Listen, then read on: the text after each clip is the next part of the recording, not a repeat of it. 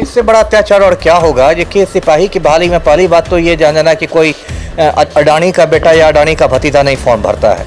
जो एकदम सामान्य परिवार के लोग हैं, किसान परिवार के लोग हैं, खेतीहर लोग हैं, उनके बाल बच्चों का सपना रहता है कि एक सरकारी नौकरी मिल जाएगी, सिपाही की नौकरी मिल जाएगी। सही, मेरे पास ही फ़ोन आ रहे हैं, मैं दूसरों का भी इंटरव्यू देख रहा था, छात्र नेताओं की बात सुन रहा था।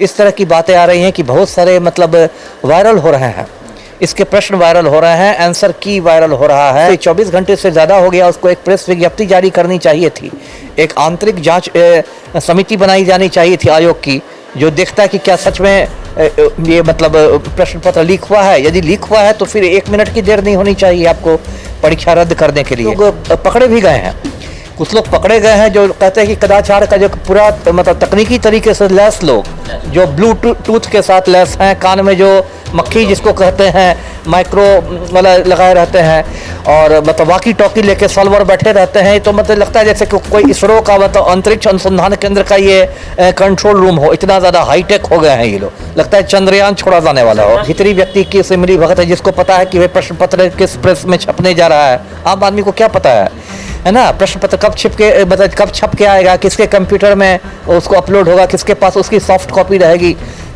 जिसको उसका पूरा माहौल पता रहेगा वही ना उसका लीक कर सकता है। दोस्तों, 21,391 बिहार पुलिस सिपाही भर्ती की परीक्षा कल 1 अक्टूबर को आयोजित होती है, और उसके बाद प्रश्न पत्र लीक होने की खबरें तैरने लगती हैं। इस विषय पर मेरे साथ बात करने के लिए पूर्व IPS ऑफिसर अमिताभ दास सर मौजूद हैं। सर, सबसे पहला प्रश्न होगा कि बिहार के युवा इतना कड़ी मेहनत करते हैं और 4 बजे सुबह उठकर दौड़ते हैं, बिहार पुलिस सिपाही भर्ती परीक्षा की तैयारी करते हैं, और उसके बाद अचानक से प्रश्न पत्र लीक होने की खबरें तैरने लगती हैं। क्या लग रहा है सर, युवाओं के साथ कहीं ना कहीं अत्याचार नहीं हो रहा है? इससे बड़ा अत्याचार और क्या होगा। देखिए, सिपाही की बहाली में पहली बात तो ये जान जाना कि कोई अडानी का बेटा या अडानी का भतीजा नहीं फॉर्म भरता है। जो एकदम सामान्य परिवार के लोग हैं, किसान परिवार के लोग हैं, खेतीहर लोग हैं, उनके बाल बच्चों का सपना रहता है कि एक सरकारी नौकरी मिल जाएगी, सिपाही की नौकरी मिल जाएगी, और उसके लिए वो मेहनत भी करते हैं। आपने सही कहा कि सुबह में 4 बजे आप जाइएगा तो गांव के पास जो सड़कें रहती है, जो हाईवे रहता है, उस पर आपको लोग दौड़ते हुए दिख जाएंगे। तो इतना मतलब वो संघर्ष करते थे। जबकि सिपाही का पद अपने आप में कोई बहुत ऊंचा पद नहीं है, एक मामूली पद ही कहेंगे, लेकिन बेरोजगारी की जो हालत है कि मामूली पद के पीछे भी मारामारी है। अब देखिए, उसमें आपने कहा, सही कहा कि ये जो केंद्रीय सिपाही भर्ती आयोग ने जो कल परीक्षा ली, लिखित परीक्षा हुई, 2 शिफ्ट में हुई।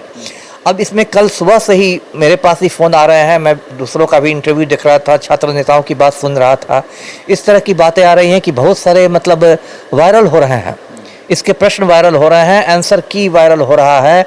और पटना के तो कंकड़बाग थाना क्षेत्र में कल एक परीक्षा केंद्र से कुछ लोग उठाए भी गए हैं, गिरफ्तार हुए हैं। उस पर कंकड़बाग थाने में FIR हुआ है, उनके पास आंसर की मिल रहा है। और सबसे चिंता की बात है कि उसका हूबहू मिलान हो रहा है, जो असली प्रश्न पत्र आए हैं उनसे उसका हूबहू मिलान हो रहा है। इसलिए ये भी नहीं कह सकते कि ये फर्जी हैं। तो ये तो बहुत गंभीर स्थिति है।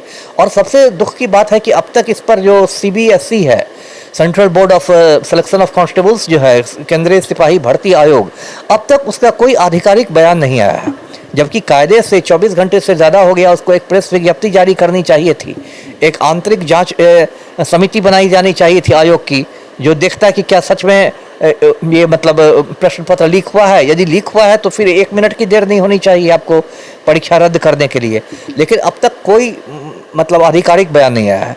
और मैं अब कंट्रास्ट देखिए, इसी बिहार में BPSC है, बिहार लोक सेवा आयोग, पहले उसका भी बहुत मजाक बनता था, लेकिन अभी हाल के दिनों में, खास के जब अतुल प्रसाद सर आए हैं चेयरमैन बन के, तो उसके कार्यकलाप में बहुत बेहतरी आई है।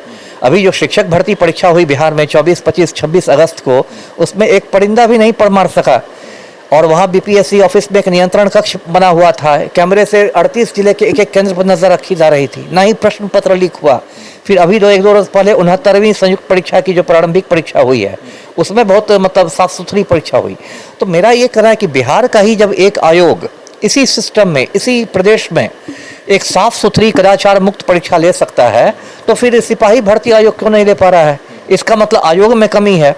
आप ये तो नहीं कह सकते कि नहीं मतलब पूरा सिस्टम खराब था तो उसमें ये हो गया। इसका मतलब आयोग में कुछ कमी है, आयोग को जो चलाने वाले हैं उनमें कुछ कमी है।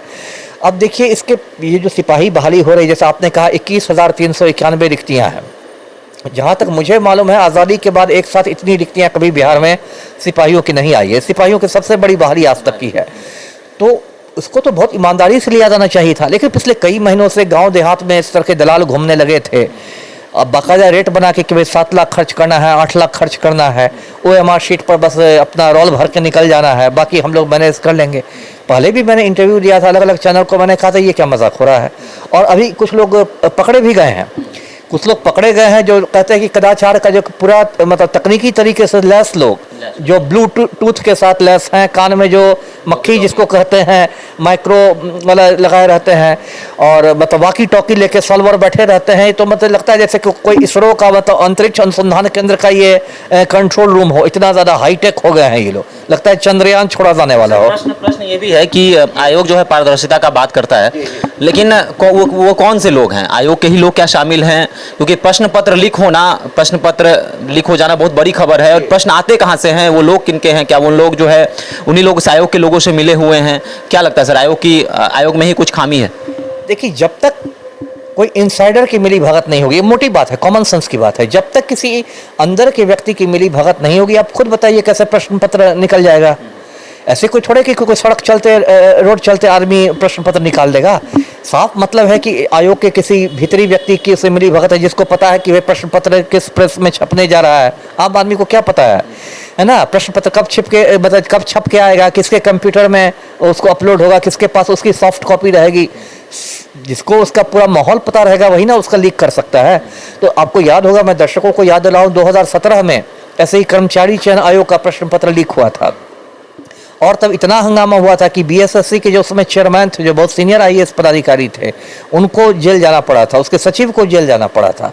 तो मेरा ये कहना है कि इंसाइडर का तो हाथ रहेगा ही, बिना इंसाइडर के तो हो ही नहीं सकता है, और इसलिए मैक्सिमम पारदर्शिता रहनी चाहिए।